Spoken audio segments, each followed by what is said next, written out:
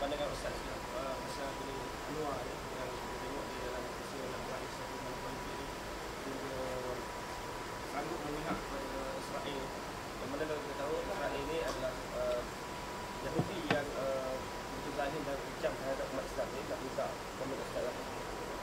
Bismillah, wassalamualaikum ala Rasulullah wa ala alihi wasallam. Asalnya kita perlu ketahui bahawasanya apa yang disebut oleh Datuk Seri Anwar sebenarnya boleh ditakwil dengan pelbagai takwilan. Buktinya dia sendiri yang takwil lah. Dia sendiri kan dia telah mentakwilkan perkataan dia dalam ucapan yang saya kira dia yang terbaru, dalam ceramah yang terbaru. Jadi beliau, saya bersangka baik dengan beliau, wallahu alam. Mungkin beliau nak katakan beliau memaksudkan sekiranya Israel memberikan aspirasi rakyat Palestin, maka tidak menjadi masalah untuk kita memberikan hak-hak Israel, mengiktiraf hak-hak mereka. Dan juga cuma di situ apa yang menjadi yang menjadi kemusykilan yang besar, yang saya kira beliau sendiri mungkin sukar untuk takwil apabila beliau mengatakan menjalinkan hubungan diplomasi dan hal-hal yang seumpama tu. Jadi kita perlu ingat prinsip pertama dalam komunikasi umat Islam dengan Yahudi. Allah berfirman di dalam Al-Quran, "Walan tarda anka al-yahud wal nasara hatta tattabi' millatahum." Yahudi dan Nasrani mereka tidak akan meridai orang Islam kecuali sehingga orang Islam mengikuti mereka. Itu prinsip asas.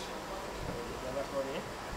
Kedua, Yahudi ini sejarah mereka dengan para nabi mereka dustai nabi mereka. Bahkan mereka adalah satu bangsa yang paling banyak usaha untuk membunuh nabi-nabi mereka. Walaupun mereka adalah bangsa yang Allah hantarkan nabi paling ramai, kaum yang paling ramai Allah utus nabi. Cuba bayang, Nabi Daud, Nabi Sulaiman, Nabi Isa, Nabi Musa, Nabi Yusuf dan keluarganya, semua itu daripada Bani Israel. Nampak? Tapi semua ni mereka nak lawan, semua ni mereka nak bunuh, semua ni mereka ketepikan dan mereka dustakan. Itu sejarah mereka yang kita kena tahu. Sejarah mereka Yahudi ini adalah pendusta. Okey, itu yang kedua. Ketiga, jadi yang keempat dah ni? Yang keempat dah tu. Yang ketiga. Yang ketiga, prinsip bila kita dengan Yahudi ini, kita kena tahu bahawasanya Nabi dah sebut dalam satu hadis yang lain, la tattabi'unna sunana man kana qablakum shibran bi shibrin wa dhira'an bi dhira'in hatta law dakhalu juhra dabbin la dakhaltumuh. Pasti sahaja kalian semua akan mengikuti jejak langkah Yahudi, sejengkal demi sejengkal, sehasta demi jejak langkah generasi sebelum kamu, bukan Yahudi sebelum kamu, sejengkal demi sejengkal, sehasta demi sehasta, sehingga kalau mereka masuk ke dalam lubang bob biwak pasir, kalian akan turut ikut. Sahabat tanya Nabi, siapakah golongan itu? Kemudian ada orang kata Yahudi dengan Majusi ke? Adapun Nasrani ke? Nabi kata siapakah lagi kalau bukan mereka? Merujuk kepada Yahudi. Artinya umat ni akan datang, manusia, generasi, satu masa mereka akan ikut je apa kata Yahudi dan Nasrani. Adakah Datuk Seri Anwar dia nak realisasikan perkara tersebut? Nak mengikut petunjuk? Okay. Cuma timbul satu isu di sini, iaitu berkenaan dengan boleh ke tak boleh kita mengambil nasihat daripada mereka, memanfaatkan perkara-perkara yang boleh dimanfaatkan, perkara-perkara baik. Boleh atau tidak? Tidak menjadi masalah. Sebab apa? Sebab Nabi SAW pernah tawan golongan-golongan kufar dalam peperangan. Nabi minta mereka agar ajarkan anak-anak orang Islam menulis, membaca, menunjukkan manfaat kebaikan yang boleh kita ambil, kita ambil selama mana ia tidak menggadai prinsip-prinsip dan dasar Islam. Tidak ada masalah kalau kita ambil manfaat. Tapi memberikan satu pengiktirafan, menjadikan hubungan dengan mereka, bersaudara dengan mereka, berbaik-baik dengan mereka, itu sebenarnya berbaik-baik dalam erti kata bukan kita tak menjaga hak-hak mereka, hak-hak mereka cukup, tetapi berbaik-baik dengan mereka dalam erti kata memuliakan dan mengagungkan mereka. Boleh. Itu tak dituntut di dalam Islam. Kerana asal dia panggil prinsip-prinsip al-wala wal bara ni. Wala ni kita mengangkat, junjung, cinta, kasih dan bersiap sedia untuk bersama-sama tolong bantu. Itu wala. Tak boleh kita memberi wala kecuali kepada orang mukmin. Tak boleh, melainkan kepada orang mukmin. Adapun bara, kita kena barak, berlepas diri daripada semua selain daripada mukmin. Jadi umat Islam ni dia kena letak orang Islam ke atas. Jadi sepatutnya dia apa yang perlu dia katakan adalah Yahudi dia kena kembalikan semula hak masyarakat Palestin. Dan dia tak boleh iktiraf kewujudan Israel. Israel ada negara ke? Tak ada negara. Dia telah mengambil hak dan dia perlu kembalikan hak-hak tersebut. Jadi saya kira itu pendapat saya tentang kenyataan beliau. Walau bagaimanapun saya katakan tadi, saya tak kata dia menyatakan dia sokong Israel. Dia tak kata macam tu. Okay? Cuma saya katakan kenyataan dia nak menjadikan hubungan diplomasi, nak jaga dengan dia, itu tak perlu sebenarnya. Dan pada masa yang sama, kita bukan dituntut memaki hamun mereka, tak? Tak dituntut memaki hamun mereka, tapi kita dilarang untuk rapat dan dekat dengan mereka. Jadi dalam situasi untuk sekarang ni, apa tindakan Anwar? Dia kena bagi penjelasan secara betul-betul ke? Saya berpendapat dia oleh kerana dia ada mengeluarkan kenyataan dia yang terbaru. Dia kata dia tak masukkan yang tu, dia masukkan yang lain. Itu saya tak macam-macam. Hari itu isu yang sama, isu undang-undang yang berkaitan dengan liwat, okay, pun telah ditakwilkan. Ini isu ni pun telah ditakwilkan.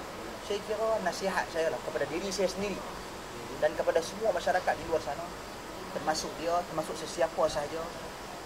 Kita bila kita nak keluarkan kenyataan, kita jangan keluarkan kenyataan yang boleh ditakwilkan dengan pelbagai takwilan agar tidak berlaku fitnah.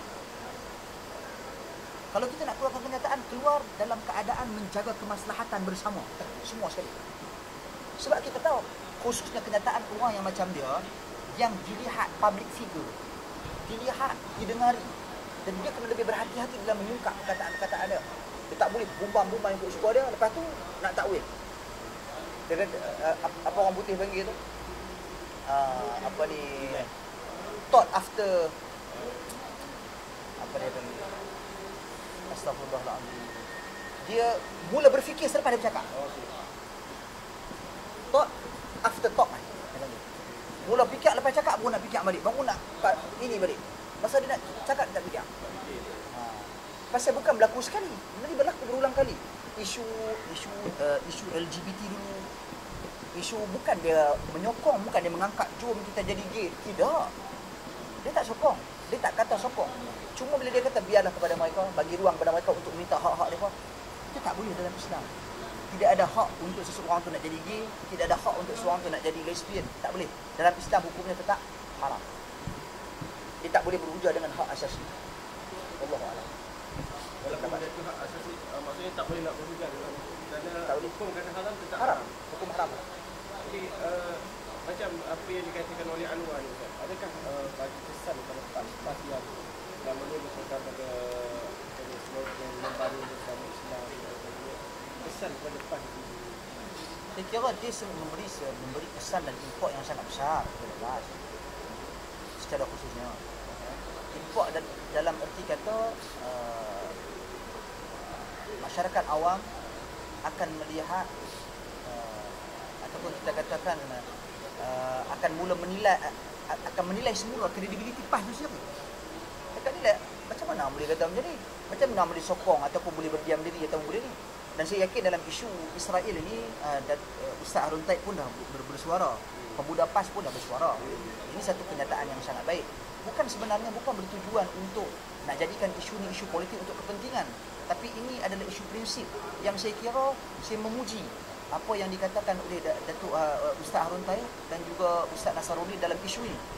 Saya puji mereka dan saya katakan perkataan mereka itu sewajarnya didengari oleh semua orang PAS secara khususnya.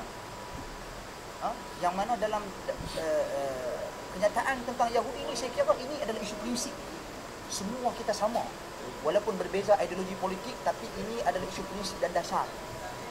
Kita perlu sama dalam isu ini. Soal nak mengundi pilihan raya politik, itu tak ke tepi. Ini isu Yahudi. Isu rakyat Palestin yang telah dianiayai puluhan tahun. Wallahu a'lam.